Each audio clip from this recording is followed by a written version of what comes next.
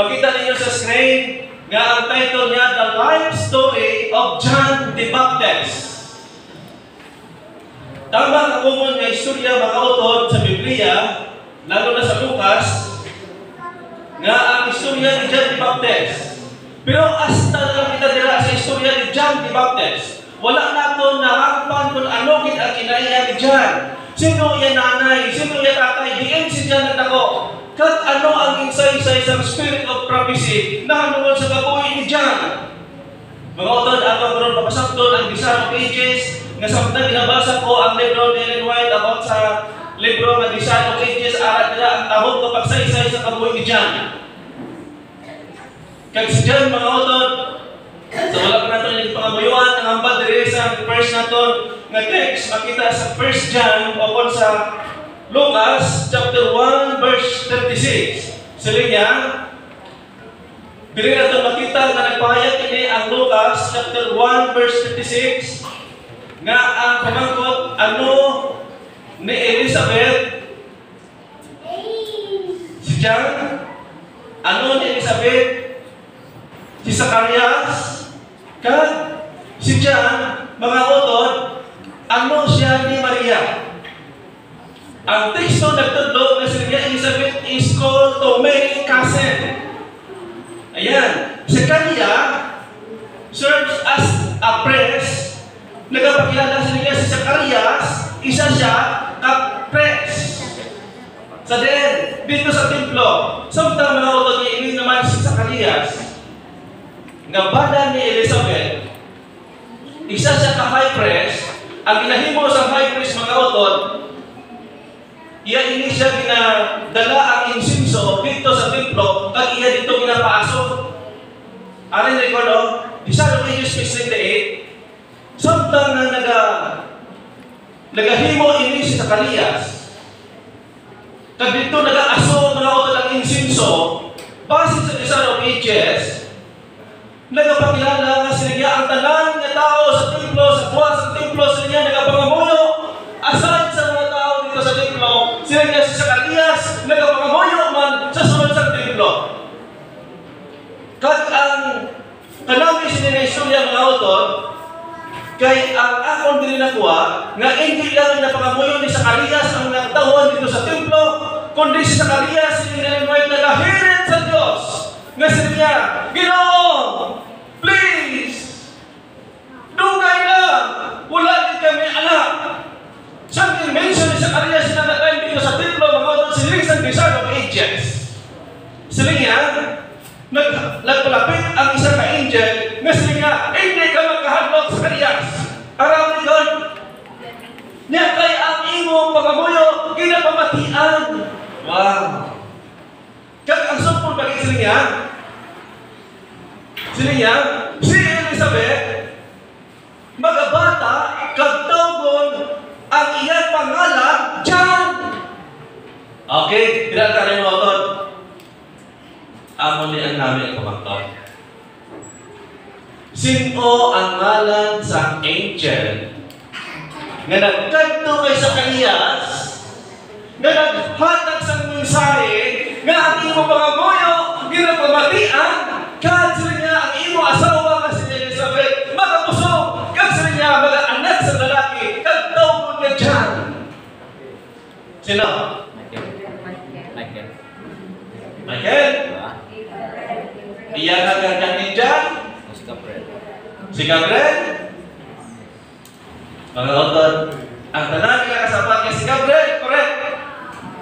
Si Gabriel, sila Ellen White, si Angel Gabriel mismo, ang Captain Angel. Mga utod, ang Captain Angel nga si Gabriel, nga nagtanos kay Satan dito sa langit, siya ang nagbaba, kag nagsunod sa templo, kag naghatag mensahe dito sa kay John. Kay Zacarias. Ang pamangkot ang muli. Brad, ara naman ang guardian angel ni Zacarias nga nagbaba pa si Angel Gabriel nga siya paghatag mensahe. Mga utod, ang sabat amo ini. Si Angel Gabriel may direksyon, kakoneksyon kay Jesus Christ. may direct connection sa God the Father. Kasi in-invite sa isang twist, isang pagpisok, pwede himuon ni Angel Gabriel na dito sa dayon sa templo. Kaya ang guardian angel ni Zacarias, may obligasyon mga utod, kaginahanglan kayo magbaba ang captain angel na maghatag sa mensahe. Kung inyo marikol ang istorya, si Angel Gabriel, siya mang ini ang ipadala ni Jesus Christ sa God the Father nga naghambal dito sa kay Maria, kay Mary, nga mga anak ikaw paagi sa balaan ng Espiritu. Kag inisip ni Gabriel, siya man ang nagpanahog dito sa lugar sa Leon, naging Christian niya, si Daniel. Sa siningaga mga utod, imbokada ini sa aton pagkatunan about kay Chan. Di baptize. Pinapababay ko ako magamuyaw kita sa Diyos. Gabanan kabalaan ng mga Diyos. Siningaw ang aga, ang mga kinahanglan ang banal ng Espiritu.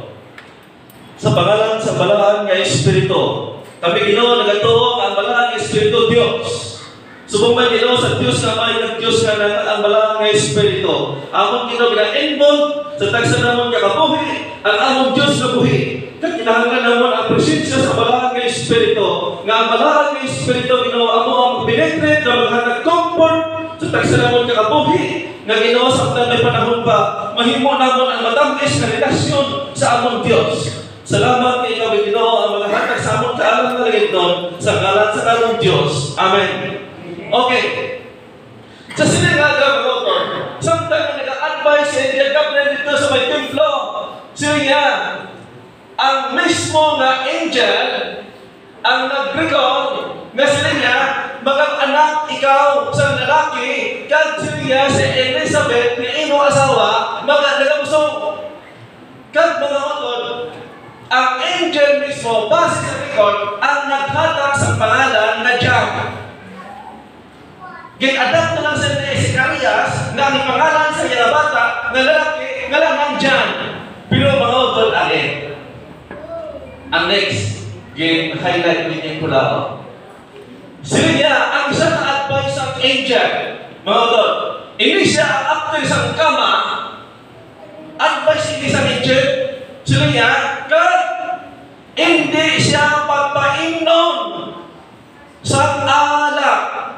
Kaya siya, pagkapun sa balaan na Espiritu, ginmanduan na daan, ginwag niya na daan, naghambal ang balaan na angel, nga si Zacarias na tatay niya, wala pa nabunag si John, mga utod, ginwag niya na daan, nga ayaw, pagpainom siya sa alak. Nga, anong purpose? Anong rason? Ang next niya, sila niya, madamo sa mga Israelihon ang magabalik sa Ginoo tungod sa iya. Mga utod ang rin. Nga, may isa dali ka dinala. Nga tungod sa kanya, kay advice, nga hindi sa pagpainom sa ala, kay makita mo sa Lucas chapter 1, verse 17 kag 15, nga sila niya dali, mga utod na itong masahon, dili sa ibabaw, kamananda, medyo sakit ini sa tanang nagainom sa kape, nagainom tabako, nagainom sa beer, sa wine, mga utod, medyo masakit-sakit gawa, pero ang muling maayo, kaya ato din napatihan, kag nakita, na makita sa manuscript, volume 2, page 107. Sa una, 2019, puno-puno ako sa anak ko, juray-juray pa sa doon sa Pador, pabotong tapi kahapin ako. Dan itig lang kay Bulawer. Pag-abot ko sa Manila, ano ba naging taas ng dugo ko? Ginkarga nila ko sa sakyan, gingaga, wala na, blend man ito, mga traffic, ano na lang. Naka-first time ko nga, naka-admit dito sa huli. Ang ito, huli Mary Hospital, ano? Siguro? Mary Johnson. Sa Manila. So, sa doktor, sa linya, nakita na mo ng imo ng dugo. Gulpi lang manin nga mo sila, subog, ayaw ka mag-inom kape. Ligo nga man doon. Yan kaya kape, nagkapalang po yan sa imo dugo. Yan, inanglan. Okay lang yung mga tao mag-inom kape sa linya, pero sa imo, ayaw na ng kape. Pero sige, mga utod. Kaya ka-50 mga ilang kape. Magulat ko sa Toyota na nagpa-change oil, dami may mga serve na nagkakay mo, kainuwan ko lang lang. Sugod sa 2019, hantog ka rin mga utod, may why nakakatinaw-tinaw kape. Pero kung kailan ka mo yung kape, sige, inalaw mo na yan. Mas siguro kisa, galing yung ulo mo lang. Totoo na kape mo, ulo mo na siya. May hindi ko galing yung doktor kasi niya. Ngayon, hindi makuha yung ulingin sa ulo, hindi ka katulog, hindi kape. At hindi na tayo, kung pag-inom mo para sa bulog sa mga lawas, okay na yan mga utod. Kung kung inom mo sa ihapin, yung sa wala kinanglan, mag-inom ka, ang imos na mata dahil maglabo sa health lecture, no? Ang pag-inom kape dahil sila maglabo ilang mata. Okay, dili kita mga utod. Ang siling sa John, ako sa Lucas, siling niya, di ba sa mga kinahit na sa Karyas? Ang numpad din siya,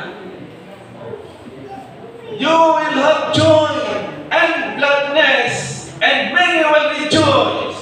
Amo na ba sa Indian? Kasi niya, he must never drink wine or strong drink.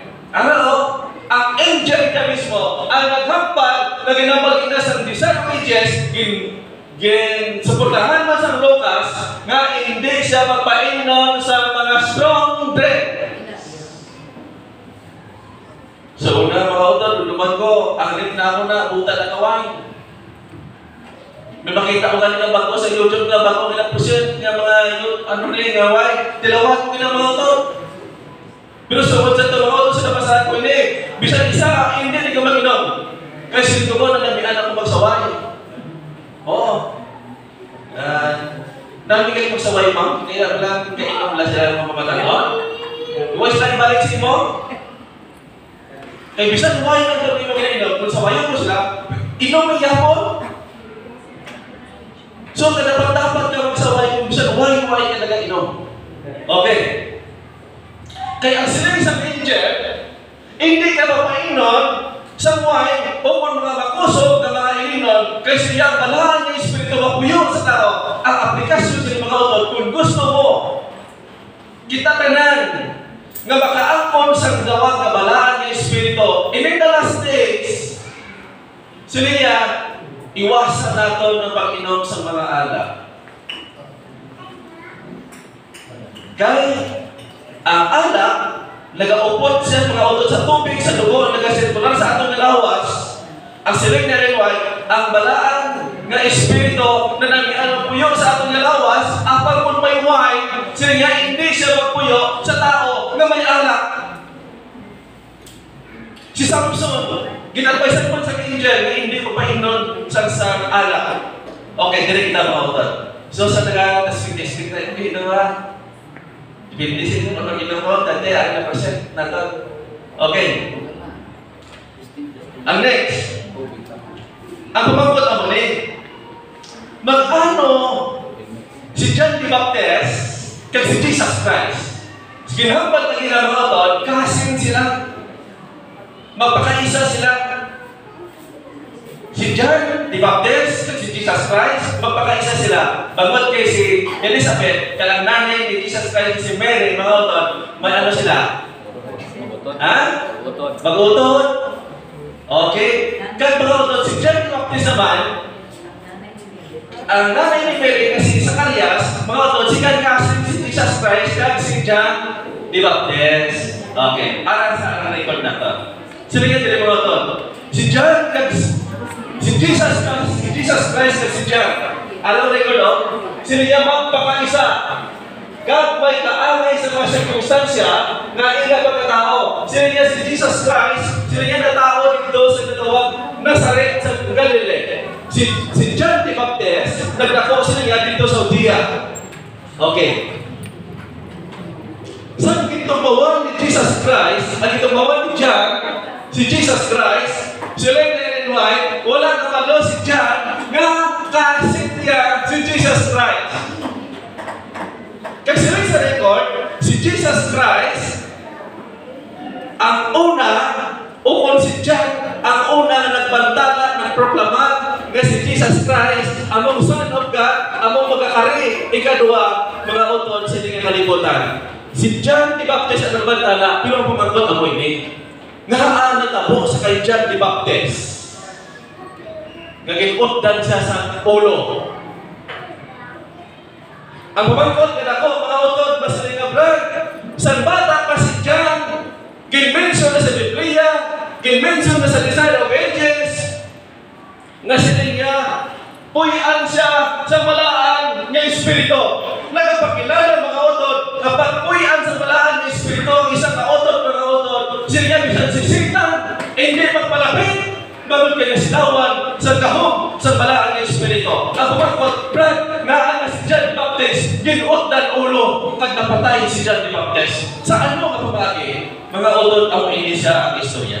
Before sila utan sa ulo, si John the Baptist, dito siya nagapuyo sa mabukid o kung nang isang ginataon mga apan, kagdugos.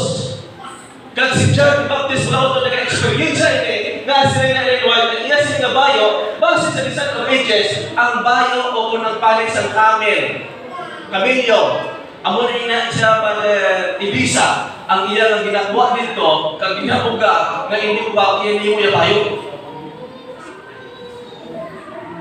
Oh, kag ang mix ni mga utod, ang iya sinabayo sa niya raw, palit sa kamilyo, kag sa niya, ang iya ginakaon, amo ang apan.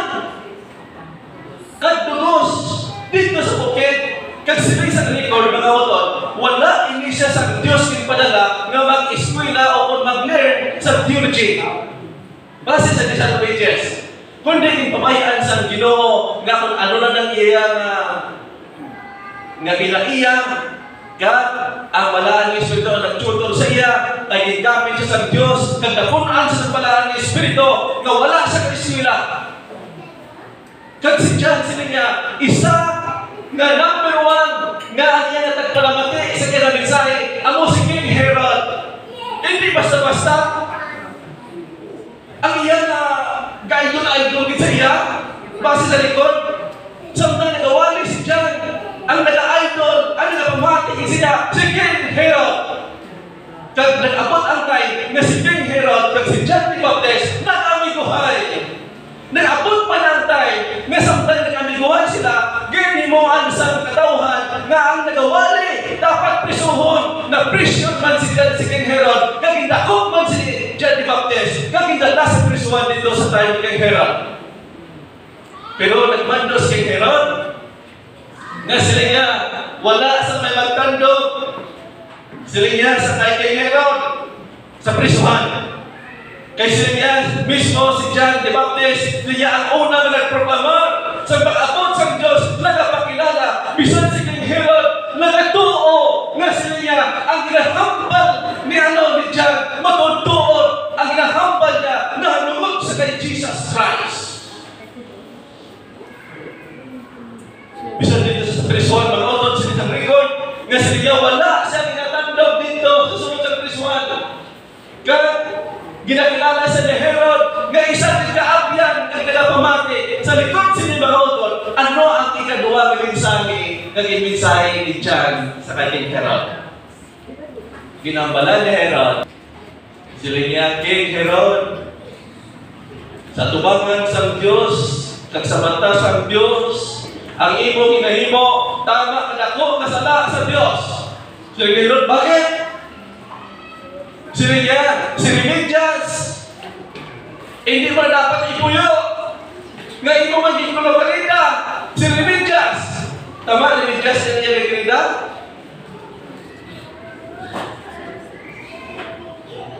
Yan. Sila niya, kung may panahon pa, mas maayaw kapulagan mo, si Remedias. Isang adlaw sa mga utod, ini si Remedias. Kung sa Ilonggo pa, sa atin na pala, Remedias. Sa Biblia, Herodias. Okay? Parang laro. Malang misal kasi ano yun, hindi niya ako. Ano? Pero mga utod,